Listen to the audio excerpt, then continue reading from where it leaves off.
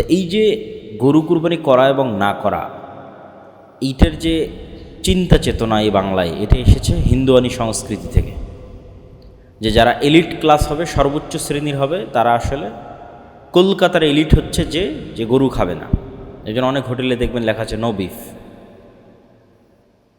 অথচ ঘটনা হচ্ছে যে সারা পৃথিবীর সবাই গরু খায়।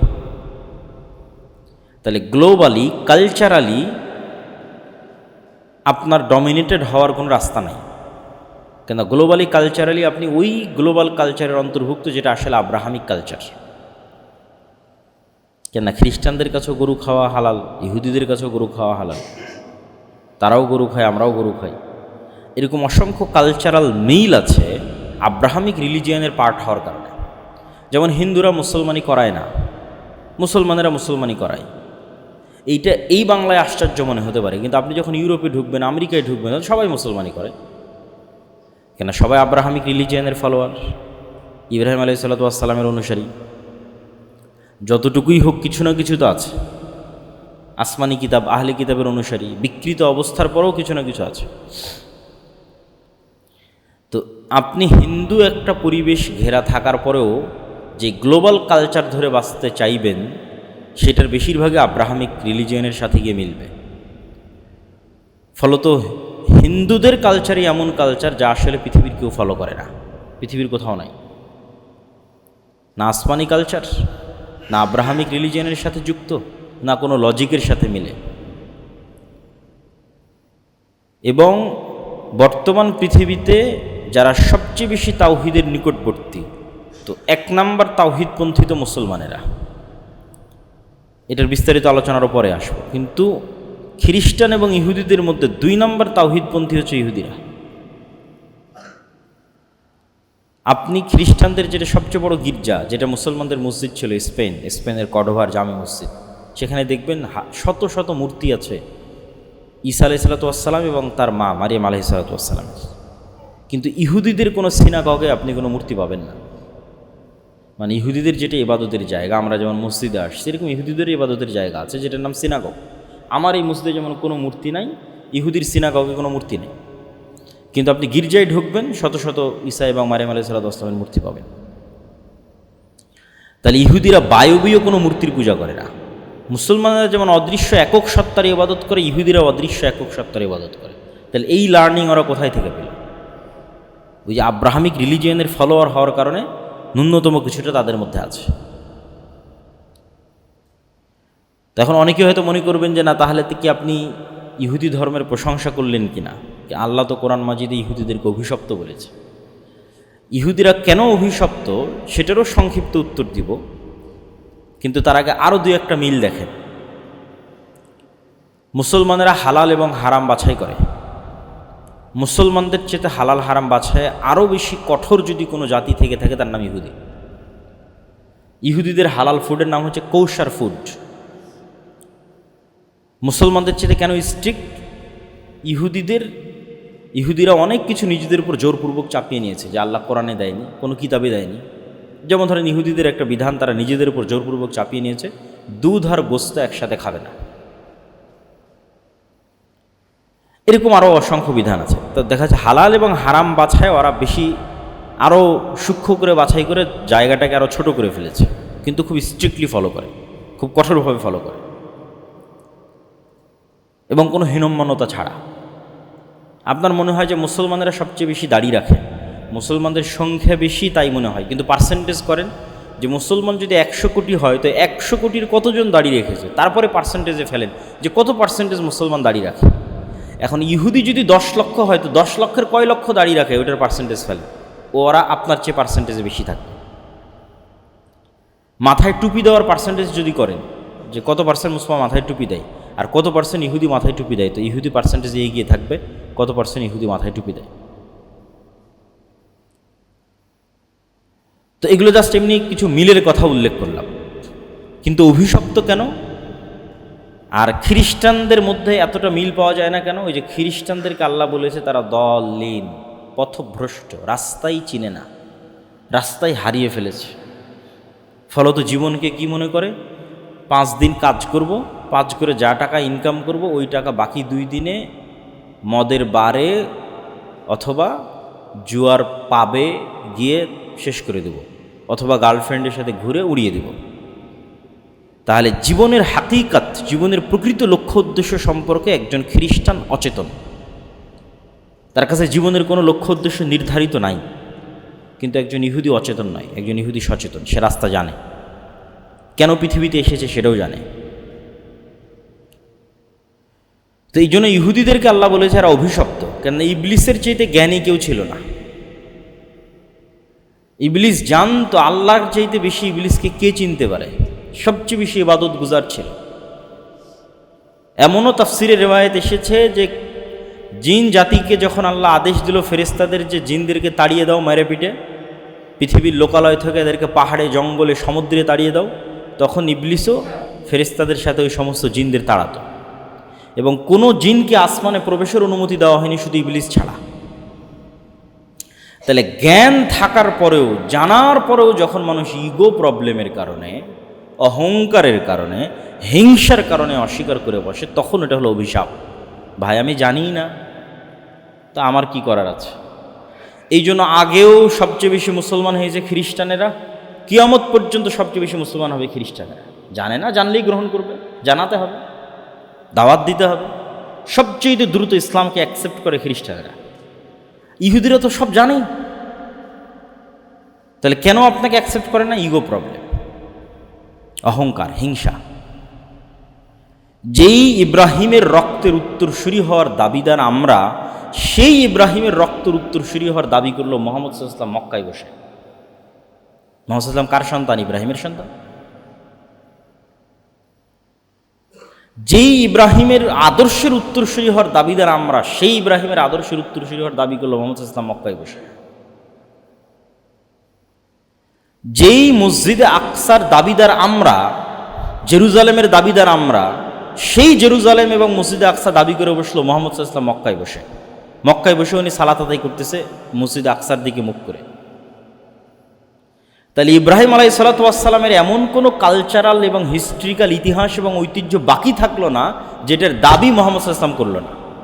রক্ত আমি ইব্রাহিমের, আদর্শ আমি ইব্রাহিমের, আর ইব্রাহিমের দুই সন্তান যে মসজিদ আবাদ করেছে ওই দুই মসজিদের উত্তরসূরি আমি। তো সবই তো ওদের হাত থেকে চলে গেল। ইব্রাহিম আলাইহিস সালাতু ওয়াস সালামের দুই সন্তান, এক সন্তানের উত্তরসূরিরা আবাদ করেছে মসজিদে আকসা, আর এক সন্তানের উত্তরসূরিরা আবাদ করেছে কাবাঘর। তো এই জন্য ইব্রাহিম আলাইহিস সালাতু ওয়াস সালামের আদর্শ সম্পর্কে জানা খুবই জরুরি। ইব্রাহিম আলাইহিস সালাতু ওয়াস সালামের সংক্ষিপ্ত ইতিহাসে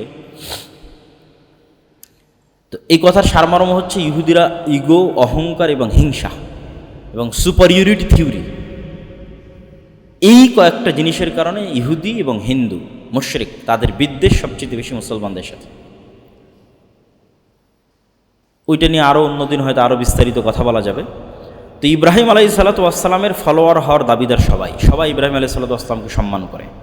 ইব্রাহিম আলাইহিস সালাতু ওয়াস সালামকে আজ থেকে 5000 বছর পূর্বে আজকের ইরাকের রাজধানী বাগদাদ, যাকে কোরআনে বলা হয়েছে বাবেল, বিবাবেলা হারুত ও মারুত, বাবেল নামক নগরীতে হারুত মারুত ফেরেশতাকে অবতীর্ণ করেছিলাম, জাদুর শহর। ওইটার আজকের নাম বাগদাদ। সেখানে তৎকালীন বাদশাহ নমরুদের সবচেয়ে ঘনিষ্ঠ ধর্মযাজক, মূর্তি তৈরিকারী আজরের ঘরে জন্ম হলো ইব্রাহিম আলাইহিস সালাতু ওয়াস সালামের। নবীদের জীবনীর মধ্যে প্রত্যেক অ্যাঙ্গেলে শিক্ষা আছে, এখান থেকেও শিক্ষা আছে, যেটা আমরা বলি জন্ম হোক যথাতথা, কর্ম হোক ভালো। এবং রাসূল সাল্লাল্লাহু আলাইহি ওয়াসাল্লাম বলেছেন কে কোন বংশে জন্ম নিয়েছে, কার রক্ত কি, এটা আল্লাহ সুবহানাহু ওয়া তাআলা দেখবেন না। নবী হলে নবীর সন্তান ভালো হবে, বাপ খারাপ হলে ছেলে খারাপ হবে, এরকম কোনো লজিক নাই। পিতা মূর্তি পূজক, তার সন্তান সবচেয়ে তাওহীদবাদী। আবার পিতা নবী, তার সন্তান কাফের, নূহ আলাইহিস সালাতু ওয়াস সালাম। সুতরাং ইমানের নূর সবচেয়ে পাওয়ারফুল, রক্ত নয়, বংশ নয়, ধন সম্পদ নয়। এবং আল্লাহ সুবহানাহু ওয়া তাআলার এটা পৃথিবী পরিচালনার মূলনীতি যে ফেরাউন থাকলে মুসা থাকবে, মুসা থাকলে ফেরাউন থাকবে, নমরুদ থাকলে ইব্রাহিম থাকবে। পরিবেশ যতই ভয়ঙ্কর হোক, যতই বিপরীত হোক, ওর মধ্যে থেকে আল্লাহ সুবহানাহু ওয়া তাআলা বের করে নিয়ে আসবে ইমানের সবচেয়ে শক্তিশালী নূরকে। ফেরাউনের সময় সবচেয়ে বিপরীত পরিবেশের মধ্যে মুসা আলাইহিস সালামের মতো ইমানদার মানুষকে ফেরাউনের বাড়ি থেকে নিয়ে আসা হয়েছে। আর যখন নমরুদের আমলে সারা পৃথিবী মূর্তি পূজায় ছেয়ে গেছে, তখন সবচেয়ে বড় মূর্তি পূজক যে মূর্তি বানায়, ওর ঘর থেকে আল্লাহ ইব্রাহিমকে বের করে দিয়েছে। তো ইব্রাহিম আলাইহিস সালাতু ওয়াস সালামের সেলফ অ্যানালাইসিস, উনি নিজে নিজেই আল্লাহ সুবহানাহু ওয়া তাআলা ওনাকে যে হিকমা এবং জ্ঞান জন্মগতভাবে দিয়েছিলেন, শার্প মেধা, শার্প চিন্তা শক্তি, ওই চিন্তা শক্তি দিয়ে উনি চিন্তা করতে করতে আল্লাহ সুবহানাহু ওয়া তাআলার পরিচয়ের সাথে পরিচিত হয়েছেন, যেটা আপনারা সবাই জানেন। যে তৎকালীন বিশ্বে মানুষ মূর্তির পূজা করে, সূর্যের পূজা করে, এখনও হিন্দুরা সূর্য নমস্কার, সূর্য যখন উঠবে তখন সূর্য নমস্কার আছে, সেটার ভিন্ন স্টাইল আছে। এবং এমনকি সেই হিন্দুয়ানি কালচার ফলো করে আমাদের দেশেও শিখা অনির্বাণ, অনেক আগুন, অনেক কিছু মূর্তি, খাম্বা, সেগুলোর সম্মান। তো ইব্রাহিম আলাইহিস সালাতু ওয়াস সালাম এগুলো অ্যানালাইসিস করলেন, যে আয়াতগুলো আমি পড়েছি, উনি পার্সোনালি অ্যানালাইসিস করলেন যে এই সূর্য, এই তারকা, এই নক্ষত্র প্রত্যেকটার মধ্যে পরিবর্তন হচ্ছে, পরিবর্ধন হচ্ছে, হারিয়ে যাচ্ছে, ছোট হচ্ছে, বড় হচ্ছে, নিভে যাচ্ছে। এইটা কোনো রবের বৈশিষ্ট্য হতে পারে না, বরং এগুলোর আড়ালে এমন একজন আছেন যিনি এগুলোকে অদৃশ্য থেকে কন্ট্রোল করতেছেন। এবং এই সেলফ অ্যানালাইসিসের মাধ্যমে, হিকমার মাধ্যমে যখন উনি আল্লাহর সাথে পরিচিত হলেন, ওনার ঈমান যখন মজবুত হলো আল্লাহ সুবহানাহু ওয়া তাআলার প্রতি, তখন উনি এই সেম প্রশ্ন মানুষকেও করা শুরু করলেন।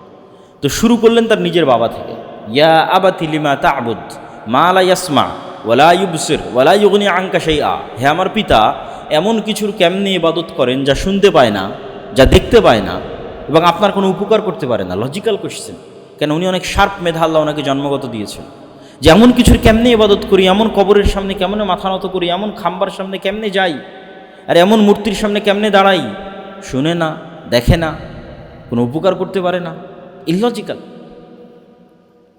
তখন ওনার বাবা ক্ষিপ্ত হয়ে গেলেন। মানুষের প্রথম বাধা তার ঘর থেকে আসে, সত্য এবং হক ঘর থেকে বাধাপ্রাপ্ত হয়।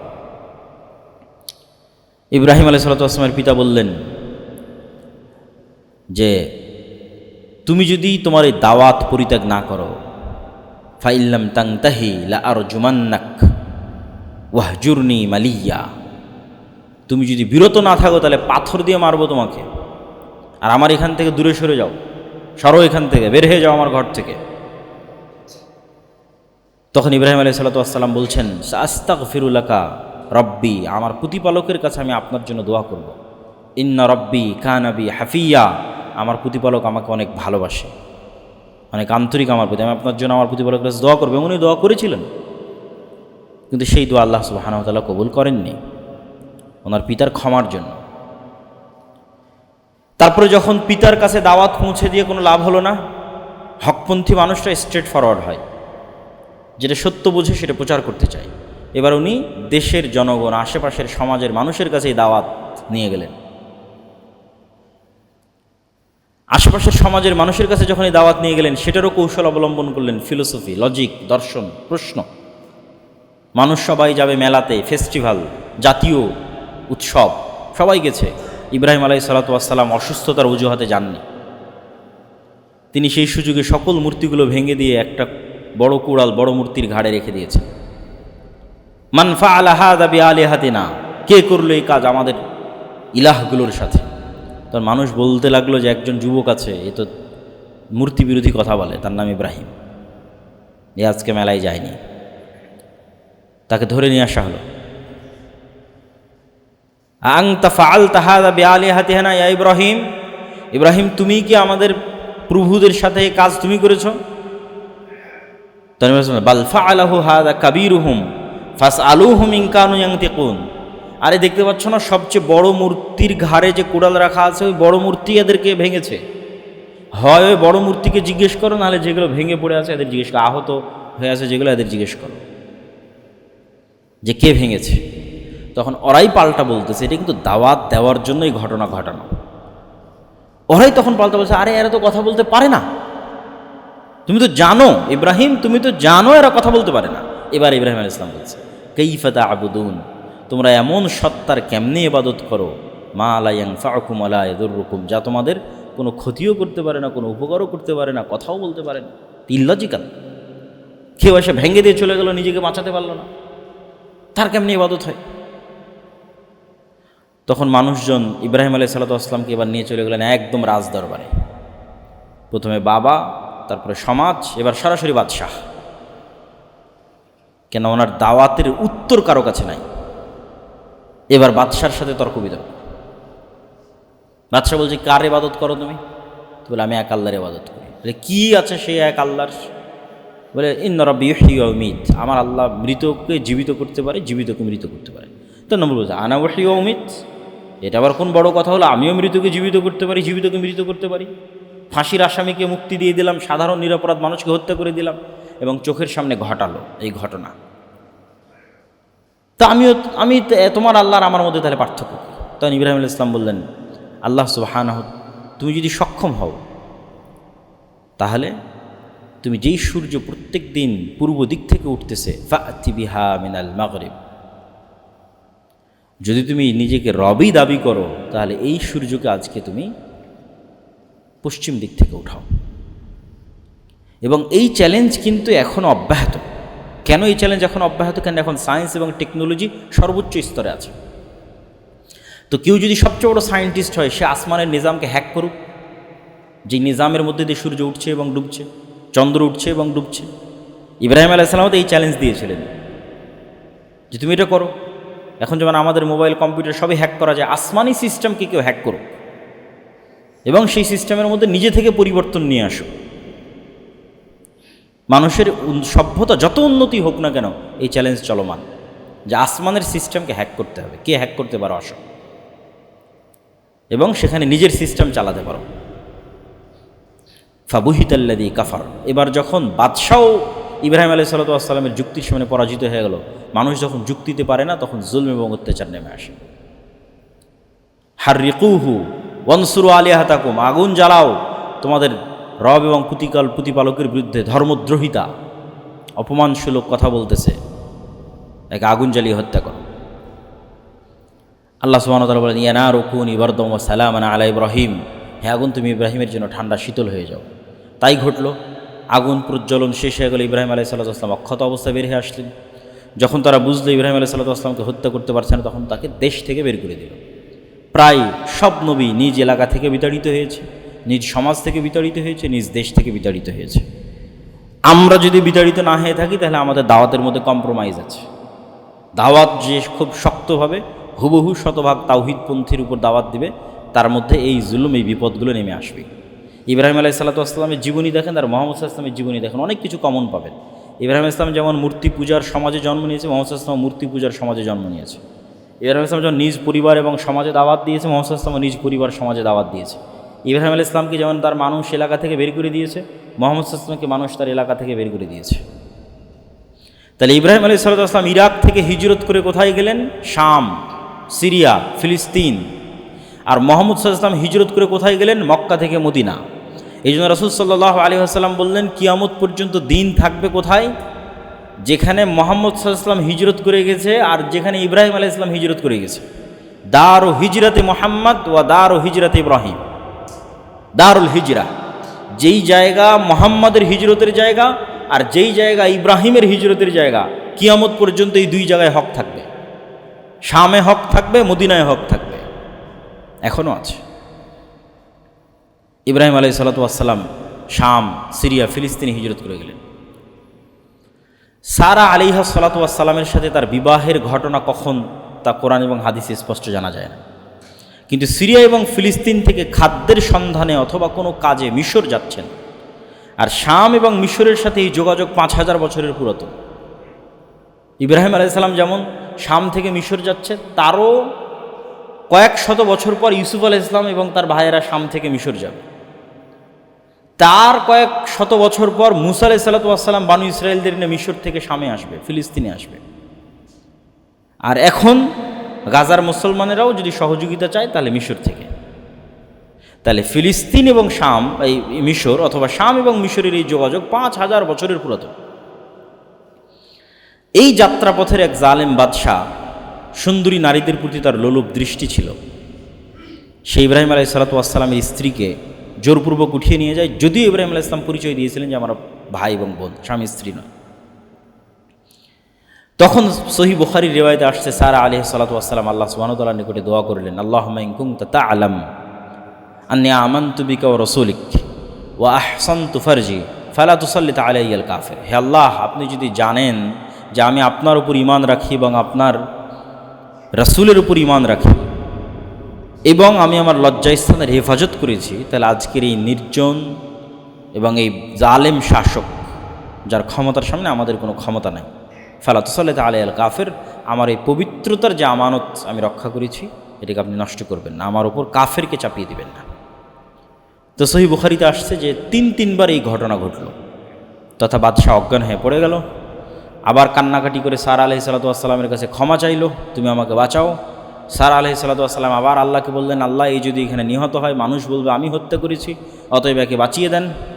আল্লাহ আবার তাকে সুস্থ করে দিলেন, সে আবার তার কুনিয়াতে সামনের দিকে এগিয়ে আসলো। আবার সারা আলাইহিস সালাতু ওয়াস সালাম আল্লাহর কাছে দোয়া করলেন, আবার সে অজ্ঞান হয়ে পড়ে গেল। এই ঘটনা তিনবার ঘটল। এখান থেকে একটা জিনিস বোঝা যায় যে আল্লাহ সুবহানাহু ওয়া তাআলার কিছু বান্দা এবং বান্দি আছে যাদের মুখের কথা আল্লাহ সুবহানাহু ওয়া তাআলা সাথে সাথে বাস্তবায়ন করেন।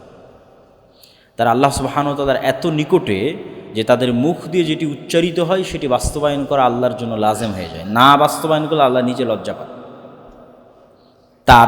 তার অবস্থান আল্লাহর নিকটে এত নিকটে। সেই রকমই একজন হচ্ছে সারা আলাইহিস সালাতু ওয়াস সালাম। তিনি মুখ দিয়ে বলতেছেন আল্লাহ এক থেকে বাঁচাও, পড়ে যাচ্ছে, বলছে আল্লাহকে সুস্থ করে দাও, সুস্থ হয়ে যাচ্ছে। মানে মুখ দিয়ে যা উচ্চারণ হচ্ছে তাই হচ্ছে 6 বার। বাদশাহ যখন বুঝলো যে সে এই মহিলার কোনো ক্ষতি করতে পারবে না, তখন সে তার অধীনস্থ মহিলাদের মধ্যে থেকে সবচেয়ে সম্মানিতা এবং সবচেয়ে আত্মমর্যাদা সম্পন্ন, যিনি অন্য কোনো বাদশার কন্যা ছিলেন, কোনো যুদ্ধের কারণে তার কাছে যুদ্ধবন্দিনী অবস্থায় এসেছিল, হাজেরা আলাইহিস সালাতু ওয়াস সালামকে হাদিয়া হিসেবে সারার সাথে ইব্রাহিম আলাইহিস সালাতু ওয়াস সালামের সাথে বিদায় দিলেন। ইব্রাহিম আলাইহিস সালাতু ওয়াস সালামের বয়স 80 বছর পার হয়ে গেছে, 100 বছর ছুঁই, কিন্তু ওনার কোনো সন্তান হয়নি। তো সন্তানের আশাতেই সারা আলাইহিস সালাতু ওয়াস সালাম ইব্রাহিম আলাইহিস সালাতু ওয়াস সালামের বিবাহ হাজেরা আলাইহিস সালাতু ওয়াস সালামের সাথে দিলেন। যেহেতু সন্তান হচ্ছে না, মানুষের সবারই সন্তানের চাওয়া থাকে, এবং হাজেরা আলাইহিস সালাতু ওয়াস সালামের সাথে বিবাহ হওয়ার পর আল্লাহ সুবহানাহু ওয়া তাআলা ইব্রাহিম আলাইহিস সালাতু ওয়াস সালামকে প্রথম সন্তান দিলেন ইসমাঈল। এবং মহিলাদের মধ্যে যে স্বাভাবিক ঈর্ষা কাজ করে, যে যখনই কারো সন্তান হয় এবং সন্তান যদি সুন্দর ফুটফুটে হয়, তাহলে পিতার স্বাভাবিক আগ্রহ এবং ভালোবাসা ওই স্ত্রীর প্রতি বিরাজ করবে যার সন্তান হয়েছে। তখন যেই স্ত্রীর সন্তান হয়নি সে অবশ্যই মানসিকভাবে কষ্ট পাবে। এই মানসিক কষ্ট এবং এই ঈর্ষা থেকে বাঁচতেই, এবং এর পেছনে আল্লাহর হিকমাও ছিল, ইব্রাহিম আলাইহিস সালাতু ওয়াস সালাম হাজেরা আলাইহিস সালাতু ওয়াস সালাম এবং তার ছোট্ট সন্তান ইসমাইলকে রেখে আসলেন থেকে 1200 কিলোমিটার দূরে মক্কায়, যেইখানে আল্লাহ সুবহানাহু ওয়া তাআলার প্রথম ঘর আছে, ইন্না আউওয়ালা বাইতুন উদিআ লিন-নাস বিবাক্কাহ। কিন্তু নূহ আলাইহিস সালামের বন্যায় সেটা ধ্বংস হয়ে গেছে। এখন ওখানে ঘরের কোনো চিহ্ন নাই। আদম আলাইহিস সালাতু ওয়াস সালাম যেখানে এবং হাওয়া আলাইহিস সালাতু ওয়াস সালাম যেখানে অবতীর্ণ হয়েছেন, বা যেখানে প্রথম মানুষ ঘর আবাদ করেছে, যেখানে প্রথম মানুষ ইবাদত করেছে, ফেরেশতারা যেখানে প্রথম ঘর তৈরি করেছে, সেটাই মক্কা। সেই প্রথম ঘরই কাবা। কিন্তু নূহ আলাইহিস সালামের বন্যায় সেটা মিটে গেছে। তো ইব্রাহিম আলাইহিস সালাতু ওয়াস সালাম কোরআনের মধ্যে বলছে, আল্লাহ সুবহানাহু ওয়া তাআলা এই সময়কার বর্ণনা, রব্বি ইন্নী আসকানতু মিন যুররিয়্যাতি বিওয়াদিন গায়রা যি যারইন ইনদা বাইতিকাল মুহাররাম। আল্লাহ, এমন এক জায়গায় আমার পরিবার পরিজনকে রেখে যাচ্ছি, গায়রা যি যারইন, যেখানে একটা ঘাসও উৎপাদন হয় না। মানুষ তো বহু দূরের কথা, পশু পাখি প্রাণী তো বহু দূরের কথা, ঘাসও নাই। গায়রা যি যারইন, একটা ঘাসও নাই যেখানে। রব্বানা লিউকিমুস সালাহ, আল্লাহ এদেরকে এখানে রেখে যাচ্ছে এই জন্য যেন এরা সালাত কায়েম করতে পারে। দোয়ার ধারাবাহিক, যেভাবে উনি বলেছেন ওইভাবে আমি বলতেছি, যেভাবে কোরআনে আছে সেভাবে বলতেছি, একদম ধারাবাহিক। যে আল্লাহ নির্জন মরুভূমিতে আমার পরিবার পরিজনকে রেখে যাচ্ছি, যেখানে একটা ঘাসও উৎপাদন হয় না। কেন রেখে যাচ্ছি? লিউকিমুস সালাহ, যেন এরা এই নগরীতে সালাত প্রতিষ্ঠা করতে পারে। হে আল্লাহ, আপনি মানুষের অন্তরকে ঘুরিয়ে দেন এই শহরের দিকে। পরের বাক্য, মানুষের অন্তরকে এই শহরের দিকে ঘুরিয়ে দেন, অরজুক হোম, আর হে আল্লাহ এই শহরে এদের রিজিকের ব্যবস্থা করে দেন। এই দোয়া ইব্রাহিম আলাইহিস সালাম করছেন কখন? যখন তিনি তার স্ত্রীকে রেখে